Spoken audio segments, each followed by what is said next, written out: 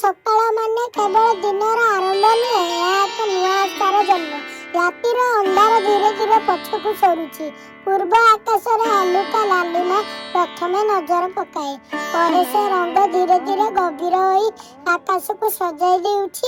ସୂର୍ଯ୍ୟ ତାଙ୍କ ମୁହଁ ଦେଖାଉଛନ୍ତି, ଯେମିତି ମାଟି ମାଙ୍କୁ ନମସ୍କାର କରି ଦିନଟି ଆରମ୍ଭ କରୁଛନ୍ତି। ତାଙ୍କର ନରମ କିରଣ ଧାନକ୍ଷେତ ଉପରେ ପଡ଼ିଲେ ସବୁଜ ପତ୍ର ମନେ ହୁଏ ସୁନାରେ ବଦଳିଗଲା। ସକାଳର ପବନ ଶୀତଳ ଓ ମିଠା। ସେ ପବନ ଧାନର ପତ୍ରକୁ ହଲାଇ ମୃଦୁ ସରସର ଶବ୍ଦ ସୃଷ୍ଟି କରୁଛି।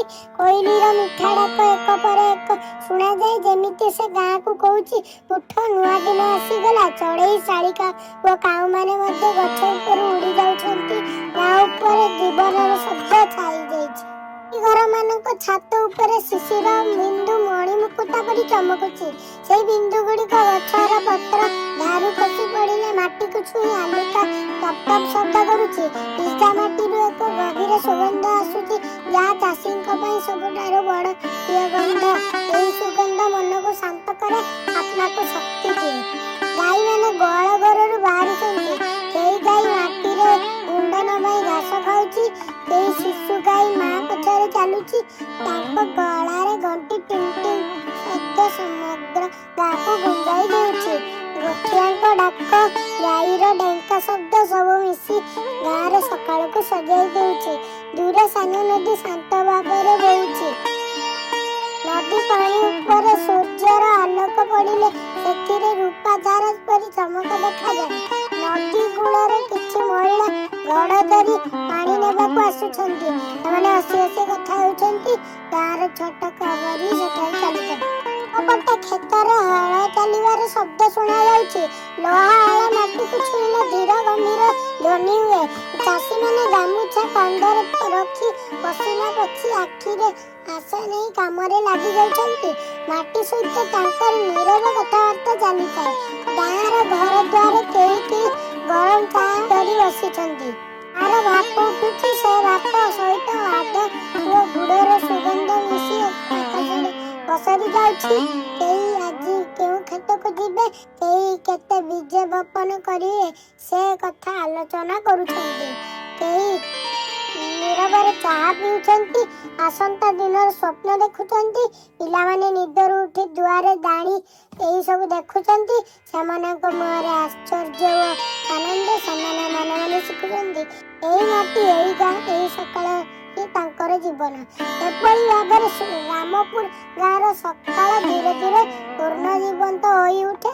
ପ୍ରକୃତି, ମଣିଷ ଓ ମାଟି ଏକାଠି ଶ୍ୱାସ ନେଇ ନୂଆ ଦିନକୁ ସ୍ୱାଗତ କରନ୍ତି। ମହାପାତ୍ରଙ୍କ ଦିନ ସୂର୍ଯ୍ୟ ଉଠିବାରୁ ବୋଇତାକୁରୁ ଆରମ୍ଭ ହୁଏ। ରାତିର ଅନ୍ଧକାର ଏପର୍ଯ୍ୟନ୍ତ ସମ୍ପୂର୍ଣ୍ଣ କଟି ନଥାଏ, ତଥାପି ସେ ନିଦରୁ ଉଠି ପଡ଼ନ୍ତି। ଘରର ମାଟି ମଞ୍ଚ ଉପରେ ପାଦ ଦେଇ ସେ ଦ୍ୱାର ଖୋଲନ୍ତି। ଥଣ୍ଡା ସକାଳର ପବନ ତାଙ୍କ ମୁହଁକୁ ଛୁଏଁ ଓ ସେ ଗଭୀର ଶ୍ୱାସ ନେଇ ଦିନଟିକୁ ସ୍ୱାଗତ କରନ୍ତି। ହାତରେ ହଳ, କାନ୍ଧରେ ଗାମୁଛା, ମୁହଁରେ ଏକ ଶାନ୍ତ ଓ ଆତ୍ମବିଶ୍ୱାସୀ ହସ ନେଇ ସେ କ୍ଷେତ ପଥରେ ବାହାରି ପଡ଼ନ୍ତି। ଥରେ ଧାନ କ୍ଷେତ, ଛୋଟ ନାଳ ଓ ନିମ ଗଛ ତାଙ୍କ ସାଥୀ ହୋଇଯାଏ। ପ୍ରତ୍ୟେକ ପଦକ୍ଷେପରେ ସେ ମାଟିର ସ୍ପନ୍ଦନ ଅନୁଭବ କରନ୍ତି, ଯେମିତି ମାଟି ତାଙ୍କୁ ଚିହ୍ନିଥାଏ। କ୍ଷେତକୁ ପହଞ୍ଚି ସେ ପ୍ରଥମେ ମାଟି ଉପରେ ବସି ପଡ଼ନ୍ତି। ହାତରେ ଏକ ମୁଠି ମାଟି ନେଇ ସେ ଧୀରେ ଧୀରେ ଚପନ୍ତି। ତାହାର ଭିଜାପଣି ଓ ଗନ୍ଧକୁ ଅନୁଭବ କରନ୍ତି। ସେ ମାଟିକୁ ନାକ ନିକୁଟିକୁ ନେଇ ଶୁଙ୍ଘୁଛନ୍ତି, ଯେମିତି ଜଣେ ମାଆଙ୍କୁ ଶୁଙ୍ଘୁଛନ୍ତି। ମନେ ମନେ କହୁଛନ୍ତି, ଆଜି ତୁମେ କ'ଣ କହୁଛ? ପାଣି ଠିକ୍ ଅଛି ତ? ମଞ୍ଜିକୁ ଶକ୍ତି ମିଳୁଛି ତ? ପରେ ସେ ହଳ ଧରନ୍ତି। ହଳ ମାଟିକୁ ଛୁଇଁଲେ ଧୀର ଗମ୍ଭୀର ଶବ୍ଦ ହୁଏ। ପ୍ରତ୍ୟେକ ହଳ ଚାଲିବା ସହିତ ମାଟି ଖୋଳି ଯାଉଛି। ଭିତରର ସୁସ୍ଥ ମାଟି ବାହାରକୁ ଆସୁଛି। ସେହି ମାଟିର ଗନ୍ଧ ଗୋପାଳଙ୍କ ଶ୍ୱାସ ସହିତ ମିଶି ଯାଉଛି। ଝାଳ ଧୀରେ ଧୀରେ ଗୋପାଳରୁ ଝରୁଛି, କିନ୍ତୁ ତାଙ୍କ ମୁହଁରେ କେବେ ବି ଅସନ୍ତୋଷ ନାହିଁ। ଚାଲିବା ସମୟରେ ସେ ମାଟି ସହିତ ନୀରବ କଥାବାର୍ତ୍ତା କରନ୍ତି। କେବେ କେବେ ଛୋଟ ଚଢ଼େଇମାନେ ହଳ ପଛେ ପଛେ ଚାଲି ଆସି ପୋକମାନେ ଚୁଗୁଛନ୍ତି। ଗୋପାଳ ହସି ତାଙ୍କୁ ଦେଖନ୍ତି। ମନେ ମନେ ଭାବନ୍ତି, ପ୍ରକୃତି ନିଜେ ତାଙ୍କୁ ସାହାଯ୍ୟ କରୁଛି। ସୂର୍ଯ୍ୟ ଧୀରେ ଧୀରେ ଉପରକୁ ଉଠୁଥାଏ। ଆଲୋକ ତାଙ୍କ ମୁହଁ ଓ ଶରୀରକୁ ଛୁଏଁ। ଗାମୁଛାରେ ଝାଳ ପୋଛି ଟିକେ ସମୟ ମାଡ଼ି କ୍ଷେତକୁ ଦେଖନ୍ତି, ସେଇ କ୍ଷେତ ତାଙ୍କ ପାଇଁ କେବଳ ଜମି ନୁହେଁ, ସେଠି ତାଙ୍କର ସ୍ୱପ୍ନ, ଶ୍ରମ ଓ ବିଶ୍ୱାସ ଲୁଚିଥାଏ। ଗୋପାଳଙ୍କ ପାଇଁ ଚାଷ କେବଳ କାମ ନୁହେଁ, ଏହା ମାଟି ସହିତ ଏକ ଗଭୀର ସମ୍ପର୍କ, ଯେଉଁଠି ସେ ଦିଅନ୍ତି ଝାଳ, ଧୈର୍ଯ୍ୟ ଓ ଆଶା, ଏବଂ ପ୍ରତି ବଦଳରେ ମାଟି ତାଙ୍କୁ ଦିଏ ଜୀବନ। ଗୋପାଳଙ୍କ ମାଟି ଘରର ଭିତରେ ସକାଳର ଆଲୋକ ଧୀରେ ଧୀରେ ପଶୁଛି। ଦୁଆର ନିକଟ ଶାନ୍ତିମା ଚୁଲି ଜଳାଇଛନ୍ତି।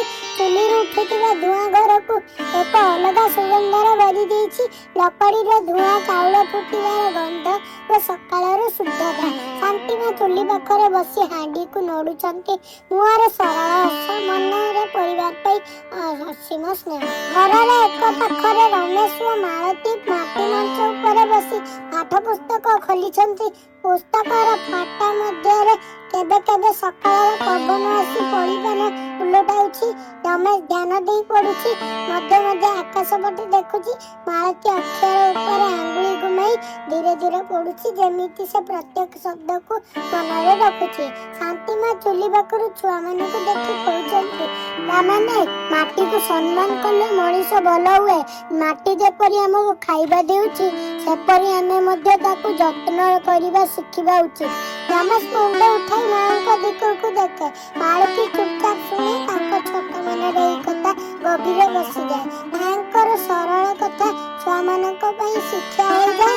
ସେହି ସମୟରେ ଗୋପାଳ କ୍ଷେତରୁ ଫେରି ଘରକୁ ପଶନ୍ତି। ହାତରେ ହଳର ଚିହ୍ନ, ମୁହଁରେ ଝାଳ, କିନ୍ତୁ ଆଖିରେ ଶାନ୍ତି। ସେ ଗାମୁଛାରେ ମୁହଁ ପୋଛି ଛୁଆମାନଙ୍କ ପାଖରେ ବସନ୍ତି। ସେମାନଙ୍କୁ ପୁସ୍ତକ ଦେଖି ହସି କହନ୍ତି, ଭଲ ମଞ୍ଜି ଚୟନ କରିବା ଭଲ ବଳି। ଜୀବନରେ ଭଲ ଚିନ୍ତା ମଧ୍ୟ ଚୟନ କରିବା ଦରକାର। ଖରାପ ମଞ୍ଜି ବପନ କଲେ ଭଲ ଫସଲ ମିଳେନି। ରମେଶ ପଚାରେ, ବାପା, ଚିନ୍ତା ମଧ୍ୟ ବୀଜ ବଳି? ଗୋପାଳ ହସି କହନ୍ତି, ହଁ ପୁଅ, ଯେମିତି ମଞ୍ଜି ସେମିତି ଫସଲ। ମାଳତୀ ଚୁପଚାପ ଏଇ କଥା ଶୁଣି ମନେ ମନେ ରଖି ନେଇଛି। ଘର ଭିତରେ ଚୁଲିର ଆଗୁନ, ମାଙ୍କ ସ୍ନେହ, ବାପାଙ୍କ ଶିକ୍ଷା ସବୁ ମିଶି ଏକ ଶାନ୍ତ ଓ ସୁରକ୍ଷିତ ପରିବେଶ ତିଆରି କରୁଛି। ସେହି ଘରରେ କେବଳ ଭଜନ ନୁହେଁ, ପ୍ରତିଦିନ ମୂଲ୍ୟବାଦ ସଂସ୍କାର ମଧ୍ୟ ରନ୍ଧା ଯାଉଛି, ଯାହା ରମେଶ ଓ ମାଳତୀଙ୍କ ପାଇଁ ଜୀବନକୁ ଦୀର୍ଘ ସମୟ ପର୍ଯ୍ୟନ୍ତ ଆଲୋକିତ କରିବ। ସେଠି ନିଜ କ୍ଷେତ ମଝିରେ ଗାଡ଼ି ଗର୍ବର ସହିତ ଚାରିପାଖ ଦେଖୁଛନ୍ତି। ସୂର୍ଯ୍ୟର ଆଲୋକ ତାଙ୍କ ମୁହଁରେ ପଡ଼ି ତାଙ୍କର ଗର୍ବକୁ ଆଉ ବଢ଼ାଇ ଦେଉଛି। ନୂଆ ଧାନ ଗଛ ଗୁଡ଼ିକ ତେଜ ହରିତ ଦେଖାଯାଉଛି, ଯେମିତି ସେଗୁଡ଼ିକୁ ଜବରଦସ୍ତି ଶକ୍ତି ଦିଆଯାଇଛି। ଭଗବାନଙ୍କ ଆଖିରେ ସନ୍ତୋଷ ନୁହେଁ, ବରଂ ଲାଭର ଆଗ୍ରହ ଝଲକୁଛି। କ୍ଷେତର ଏକ ପାଖରେ ବଡ଼ ବଡ଼ ବସ୍ତା ପଡ଼ିଛି, ରାସାୟନିକ ସାର, ଔଷଧ ଓ ବିଷ। ସେ ହାତରେ ମାପ ନେଇ ମାଟି ଉପରେ ସାର ଛିଟୁଛନ୍ତି। ସାର ପଡ଼ିଲେ ମାଟି ଉପରେ ସଦା ଧୂଳି ଛାଇଯାଇଛି। ତାପରେ ଔଷଧ ଛିଟାଇବା ଯନ୍ତ୍ର ନେଇ ଗଛ ଉପରେ ଛିଟୁଛନ୍ତି। ତୀବ୍ର ଗନ୍ଧ ପବନ ସହିତ ଚାରିପାଖକୁ ପସରି ଯାଉଛି, କିନ୍ତୁ ଭଗବାନଙ୍କୁ ଏଥିରେ କୌଣସି ଚିନ୍ତା କରୁନାହାନ୍ତି। ମନେ ମନେ ଭାବୁଛନ୍ତି, ଏ ବର୍ଷ ସବୁଠାରୁ ଅଧିକ ଫସଲ ମୋ କ୍ଷେତ୍ରରୁ ହେବ। ଟଙ୍କା ଲାଭ ସବୁ ମୋ ପାଖକୁ ଆସିବ। ମାଟି କ'ଣ ଚାହୁଁଛି, ଏଥିରେ ତାଙ୍କର କୌଣସି ଧ୍ୟାନ ନାହିଁ। ସେ ମାଟିକୁ କେବଳ ଏକ ସାଧନ ଭାବରେ ଦେଖୁଛନ୍ତି। ଏହି ସମୟରେ ଗୋପାଳ ପାଖର କ୍ଷେତ୍ରରୁ ଯାଉଥିଲେ। ଭଗବାନ ତାଙ୍କୁ ଦେଖି ହସି ହସି କହିଲେ, ଗୋପାଳ ଭାଇ, ଏତେ ଧୀରେ କାମ କରି କ'ଣ ଲାଭ? ଦେଖ ମୋ ଧାନ କେତେ ଶୀଘ୍ର ବଢୁଛି। ଆଜିକାଲି ସମୟରେ ଧୈର୍ଯ୍ୟ ରଖିଲେ କିଛି ମିଳେନି। ଗୋପାଳ କିଛି ଖଣ୍ଡ ସ୍ଥିର ହୋଇ ଜାଣିଲେ। ସେ ଭଗବାନଙ୍କ କ୍ଷେତକୁ ଏକ ଦୃଷ୍ଟିରେ ଦେଖିଲେ। ସବୁଜ ହେଲେ ମଧ୍ୟ ସେଇ ସବୁଜର ଏକ କୃତ୍ରିମତା ଥିଲା। ଗୋପାଳ ଶାନ୍ତ ଭାବରେ କହିଲେ, ଭାଇ, ମାଟିକୁ ଯଦି ଜୋର କରିବ, ସେ ଦିନ ନିଜେ ଉତ୍ତର ଦେବ। ମାଟି ନା ସେ ଦୀର୍ଘ ସମୟର କଥା ଭୁଲେ ନାହିଁ। ଭଗବାନ ଏହି କଥା ଶୁଣି ହସିଦେଲେ। ତାଙ୍କ ପାଇଁ ଏହା ସାଧାରଣ କଥା। ତାଙ୍କ ମନରେ ଲୋଭ ଛଡ଼ା ଆଉ କିଛି ନଥିଲା। ଗୋପାଳ ନୀରବରେ ଆଗକୁ ଚାଲିଗଲେ, କିନ୍ତୁ ତାଙ୍କ ମନରେ ଏକ ଚିନ୍ତା ରହିଗଲା। ଏକ ମାଟି, ଏକ ଆକାଶ, ଏକ ସୂର୍ଯ୍ୟ। ତଥାପି ଦୁଇ ଚାଷୀର ଭାବନା ଭିନ୍ନ। ଜଣେ ଧୈର୍ଯ୍ୟ ଓ ସମ୍ମାନରେ ଚାଷ କରୁଛନ୍ତି, ଅନ୍ୟ ଜଣେ ଲୋଭ ଓ ତରାରେ। ସେହିଦିନ କ୍ଷେତରେ ଦୁଇଟି ଭିନ୍ନ ଭବିଷ୍ୟତରେ ମଞ୍ଜି ବପନ ହୋଇଗଲା। ଆସିଲା ଭଲ ଭାବେ। ଆକାଶ ଦିନ କିଛି ଧରି ମେଘରେ ଢାକି ରହିଲା। ତାପରେ ହଠାତ୍ ଭାରି ବର୍ଷା ପଡ଼ିଲା। ବର୍ଷାର ପାଣି ମାଟିକୁ ଭିଜାଇ ଦେଲା। ନାଳ, ପୋଖରୀ, ନଦୀ ଭରିଗଲା। ଧାନ କ୍ଷେତରେ ପାଣି ଚମକୁଥିଲା ଯେମିତି ମାଟି ନିଜେ ଆନନ୍ଦ କରୁଛି। ଗାଁର ଲୋକେ ଆକାଶ ଦେଖି ନିଶ୍ୱାସ ଛାଡ଼ିଲେ। ଏ ବର୍ଷ ଭଗବାନ କୃପା କରିଛନ୍ତି। ବର୍ଷା ପଡ଼ିବା ସହିତ ଭଗବାନ ସେଠୀଙ୍କ କ୍ଷେତର ଧାନ ଖୁବ୍ ଶୀଘ୍ର ବଢ଼ିଗଲା। କିଛି ଦିନ ମଧ୍ୟରେ ଧାନ ଗଛ ଘନ ଓ ତେଜ ହରିତ ଦେଖାଯାଉଥିଲା। ଦୂରରୁ ଦେଖିଲେ ମନେ ହୁଏ ସବୁଜ ଚାଦର କ୍ଷେତ ଉପରେ ପତିତ ହୋଇଛି। ଗାଁର ଲୋକେ ତାଙ୍କ କ୍ଷେତ ପାଖରେ ଠିଆ ହୋଇ କଥା ହେଉଥିଲେ। ଭଗବାନ ସେଠି ଏ ବର୍ଷ ବହୁତ ଭଲ କରିଛନ୍ତି। ଦେଖ, ତାଙ୍କ ଧାନ କେତେ ତେଜରେ ବଢୁଛି। ଭଗବାନ ଏଇ କଥା ଶୁଣି ମନେ ମନେ ଗର୍ବ କରୁଥିଲେ। ତାଙ୍କ ଆଖିରେ ଆଉ ବଡ଼ ସ୍ୱପ୍ନ ଜାଗୁଥିଲା। ଅଧିକ ଫସଲ, ଅଧିକ ଲାଭ ଓ ଗାଁର ନାମ। ଅନ୍ୟପଟେ ଗୋପାଳଙ୍କ କ୍ଷେତ ଧୀରେ ଧୀରେ ବଢୁଥିଲା। ଧାନ ଗଛ ଅଧିକ ଉଚ୍ଚ ନୁହେଁ, କିନ୍ତୁ ସମାନ ଭାବରେ ବଢୁଥିଲା। ପତ୍ରର ରଙ୍ଗ ଗାଢ଼ ସବୁଜ, ମୂଳ ମାଟିରେ ଭଲ ଭାବେ ଧରିଥିଲା। କିଛି ଲୋକ ଏହା ଦେଖି ମନେ ମନେ ସନ୍ଦେହ କରୁଥିଲେ, ଗୋପାଳ ଧୀରେ କାମ କରୁଛି, ଏଭଳି ଚାଷ କଲେ କଣ ଲାଭ? ଏଇ କଥା ଗୁଡ଼ିକୁ ଗୋପାଳ କାନରେ ପଡ଼ିଥିଲା, କିନ୍ତୁ ସେ କିଛି କହିଲେ ନାହିଁ। ସେ ନିଜ ମାର୍ଗରେ ଅଟୁଟ ରହିଲେ। ସକାଳୁ ସକାଳୁ କ୍ଷେତକୁ ଯାଇ ଧାନ ଗଛକୁ ଦେଖୁଥିଲେ, ପାଣିର ମାପ ଦେଖୁଥିଲେ, ମାଟିକୁ ଛୁଇଁ ତାର ଅବସ୍ଥା ବୁଝୁଥିଲେ। ଗୋପାଳ ଜାଣୁଥିଲେ ପ୍ରକୃତିର ଏକ ନିଜସ୍ୱ ଗତି ଅଛି। ସେ ଗତିକୁ ଜୋର କଲେ ନଷ୍ଟ ହୁଏ, ଆଉ ସମ୍ମାନ କଲେ ଫଳ ମିଳେ। ତେଣୁ ସେ ମାଟିର ଗତିକୁ ଶୁଣୁଥିଲେ, ଧୈର୍ଯ୍ୟର ଅପେକ୍ଷା କରୁଥିଲେ। ଏକେ ଗାଁରେ ଦୁଇ ଚାଷୀ, ଦୁଇ ଭିନ୍ନ ଫସଲ ଓ ଦୁଇ ଭିନ୍ନ ମତ। ଗାଁର ଲୋକ ଯେଉଁଠି ଆଜିର ସବୁଜକୁ ଦେଖି ମତ ଦେଉଛନ୍ତି, ସେଠି ଗୋପାଳ ଆସନ୍ତା ଦିନର ଫଳକୁ ଭାବୁଛନ୍ତି। ସମୟ ନିଜେ ଏହି ମତର ସତ୍ୟକୁ ଆଗକୁ ଆଣିବ। ଦିନ କଟିଗଲା। ଆରମ୍ଭରେ ସବୁଜ ଆନନ୍ଦ ଧୀରେ ଧୀରେ ବଦଳିବାକୁ ଲାଗିଲା। ଭଗବାନ ସେଠୀଙ୍କ କ୍ଷେତରେ ଯେଉଁ ଧାନ ଏକ ଦିନ ଚକଚକିଆ ସବୁଜ ଲାଗୁଥିଲା, ସେହି ପତ୍ର ଏବେ ହଳଦିଆ ପଡ଼ିବାକୁ ଲାଗିଲା। କେଉଁଠି ପତ୍ର ଶୁଖି ମୁଡ଼ି ଯାଉଥିଲା, କେଉଁଠି ଧାନ ଗଛ ଦୁର୍ବଳ ଦେଖାଯାଉଥିଲା। କ୍ଷେତର ମାଟି ପୂର୍ବ ପରି ନରମ ରହିଲା ନାହିଁ, ସେ କଠିନ ଓ ଶୁଷ୍କ ହୋଇଯାଇଥିଲା। ବର୍ଷା ପଡ଼ିଲେ ମଧ୍ୟ ପାଣି ମାଟିରେ ଧରୁନଥିଲା, ଉପରେ ଜମି ରହି ଧୀରେ ଧୀରେ ବହି ଯାଉଥିଲା। ଭଗବାନ ସେଠି କ୍ଷେତ ମଝିରେ ଠିଆ ହୋଇ ଧାନ ପତ୍ରକୁ ହାତରେ ନେଇ ଦେଖୁଥିଲେ। ତାଙ୍କ ମୁହଁରେ ଗର୍ବ ହାରିଗଲା, ଆଖିରେ ଚିନ୍ତା ଛାୟା ପଡ଼ିଲା। ଏଭଳି କାହିଁକି ହେଲା, ସେ ମନେ ମନେ ପଚାରୁଥିଲେ। ଅଧିକ ସାର, ଅଧିକ ଔଷଧ ଦେଇ ସେ ମାଟିକୁ ଠକାଇ ଦେଇଥିଲେ। ଏଇ କଥା ଏବେ ମାଟି ନିଜେ କହୁଥିଲା। ଅନ୍ୟପଟେ ଗୋପାଳଙ୍କ କ୍ଷେତର ଦୃଶ୍ୟ ସମ୍ପୂର୍ଣ୍ଣ ଭିନ୍ନ ଥିଲା। ସେଠାରେ ଧାନ ଗଛ ଶକ୍ତ ଓ ସୁସ୍ଥ ଦେଖାଯାଉଥିଲା। ପତ୍ର ଗୁଡ଼ିକ ଗାଢ଼ ସବୁଜ, ତାର ଜୀବନର ଚମକ ଥିଲା। ଗଛର ମୂଳ ମାଟିର ଗଭୀର ପ୍ରବେଶ କରିଥିଲା, ଯେମିତି ମାଟି ସହିତ ଦୃଢ଼ ସମ୍ପର୍କ ଗଢ଼ିଛି। ଗୋପାଳ ଗୋବର ସାର ବ୍ୟବହାର କରୁଥିଲେ, ମାଟିକୁ ନରମ ରଖିଥିଲେ। ସେ ପାଣିକୁ ମଧ୍ୟ ସଠିକ ଭାବରେ ବ୍ୟବହାର କରୁଥିଲେ, ନା ଅଧିକ ନା ଅଭାବ। ଏହାର ଫଳରେ ମାଟି ଜୀବନ୍ତ ରହିଥିଲା। କୀଟ, କେଉଁରା ଓ ଛୋଟ ଜୀବମାନେ ମାଟିରେ ପୁଣି ଦେଖାଯାଉଥିଲେ। ମାଟି ଶ୍ୱାସ ନେଉଥିଲା, ପାଣିକୁ ଧରୁଥିଲା ଓ ଧାନକୁ ଶକ୍ତି ଦେଉଥିଲା। ଗୋପାଳ ଧାନ ଗଛ ମଧ୍ୟରୁ ହେଟୁଥିଲେ, ହାତରେ ମାଟି ନେଇ ହାଲୁକା ହସ ଦେଉଥିଲେ। ସେ ଜାଣୁଥିଲେ ଏହା ମାଟିର ଉତ୍ତର। ଯେମିତି ମଣିଷ ବ୍ୟବହାର କରେ, ସେପରି ମାଟି ମଧ୍ୟ ଫଳ ଦେଉଛି। ଏକପଟେ ଲୋଭର ପରିଣାମ, ଅନ୍ୟପଟେ ଧୈର୍ଯ୍ୟ ଓ ସମ୍ମାନର ଫଳ। ମାଟି ନୀରବ ଥାଏ, କିନ୍ତୁ ସମୟ ଆସିଲେ ସେ ନିଜ ଭାଷାରେ ସବୁ କିଛି କହିଦେଉଛି। ଆସୁଥିଲା ଆକାଶରେ ସୂର୍ଯ୍ୟର ଲାଲିମା ଧୀରେ ଧୀରେ ମଲି ନେଉଥିଲା। ସେ ସମୟରେ ଭଗବାନ ସେଠି ଭାରି ପାଦରେ ଗୋପାଳଙ୍କ ଘର ଦିଗକୁ ଚାଲି ଆସିଲେ। ତାଙ୍କ ମୁହଁରେ ଗର୍ବ ଏବେ ଗଲା। ସେଠାରେ ଥିଲା ଉଦାସୀନତା ଓ ପଶ୍ଚାତାପର ଛାୟା। ଆଖି ଦୁଇଟିକୁ ତଳକୁ ଝୁକିଥିଲା, ମନ ଭିତରେ ଅନେକ ପ୍ରଶ୍ନ ଘୁରୁଥିଲା। ଗୋପାଳଙ୍କ ଘର ସାମ୍ନାରେ ପହଞ୍ଚି ସେ କିଛି ମୁହୂର୍ତ୍ତ ଠିଆ ହେଲେ। ମାଟି ଘରର ଦ୍ୱାର ପାଖରେ ଜଳୁଥିବା ଦୀପର ଆଲୋକ ଭଗବାନଙ୍କ ମୁହଁରେ ପଡୁଥିଲା। ସେ ଗଭୀର ଶ୍ୱାସ ନେଇ କହିଲେ, ଭାଇ ଗୋପାଳ, ମୁଁ ଭୁଲ କରିଛି। ତାଙ୍କ ସ୍ୱରରେ ଏକ ଭାଙ୍ଗିଥିବା ମନର ଯନ୍ତ୍ରଣା ଥିଲା। ସେ ନିଜ ହାତ ଦୁଇଟିକୁ ଆଗରେ ଯୋଡ଼ି ରଖିଥିଲେ, ଯେମିତି ମନର ଭାର କମାଇବାକୁ ଚାହୁଁଛନ୍ତି। ଲୋଭରେ ପଡ଼ି ମୁଁ ମାଟିକୁ ଶୋଷଣ କଲି, ଶୀଘ୍ର ଲାଭ ଚାହିଁ ଆଗକୁ ଭାବିଲି ନାହିଁ। ସେ ଆଉ କହିଲେ। ଗୋପାଳ ଶାନ୍ତ ଭାବରେ ସେ କଥା ଶୁଣୁଥିଲେ।